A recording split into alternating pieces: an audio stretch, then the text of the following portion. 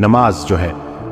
اس کی عادت کیسے ڈالی جائے، اور یہ جو 5 وقت کی نماز ہے، اکثر پیرنٹس جو ہے وہ میرے پاس آتے ہیں اور وہ کہتے ہیں کہ ہمارے بچے جو ہے وہ نماز نہیں پڑھتے، تو اس کے اوپر بھی انہوں نے کہا مجھے کہ آپ ایک ویڈیو بنائیں اور بتائیں کہ کیسے نا مطلب اس کو نماز کی عادت کو پکا کیا جائے۔ تو رسول اللہ صلی اللہ علیہ وسلم کی ایک حدیث ہے جس کا مفہوم ہے کہ اگر لوگوں کو نماز کے فائدے کا اور امپورٹنس کا پتہ چل جائے تو دنیا میں کوئی شخص بھی نہ ماننے والا نہ رہے، یہ اتنی ضروری ہے۔ اور نماز دراصل اللہ کی یاد ہے۔ ہم جب یہ روزمرہ کے کاموں میں بھاگ دوڑ میں ہوتے ہیں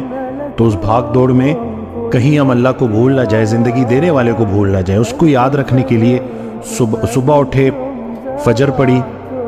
فجر پڑھنے کے بعد اپنے کام شروع کیے، مصروفیات میں بیزی رہے، پھر ظہر کا ٹائم آ گیا،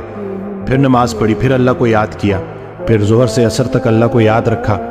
پھر جیسی عصر آئی عصر پڑھی، پھر سے اللہ کی یاد تازہ ہوئی، پھر عصر سے مغرب کے بیچ میں اللہ کو یاد رکھا، اور پھر عصر سے مغرب کے بیچ میں جو اللہ کو یاد رکھا کام بھی کیے اور اللہ کی یاد بھی قائم رہی۔ پھر جب مغرب آئی تو مغرب میں پھر وہ یاد تازہ کر لی، پھر عشاء پڑھی اور عشاء کے بعد باوضو سو گئے۔ تو اس طرح سے پورا دن اللہ کی یاد قائم رہی، تو پورا کا پورا دن عبادت میں، رات کو باوضو سو گئے تو نیند عبادت میں۔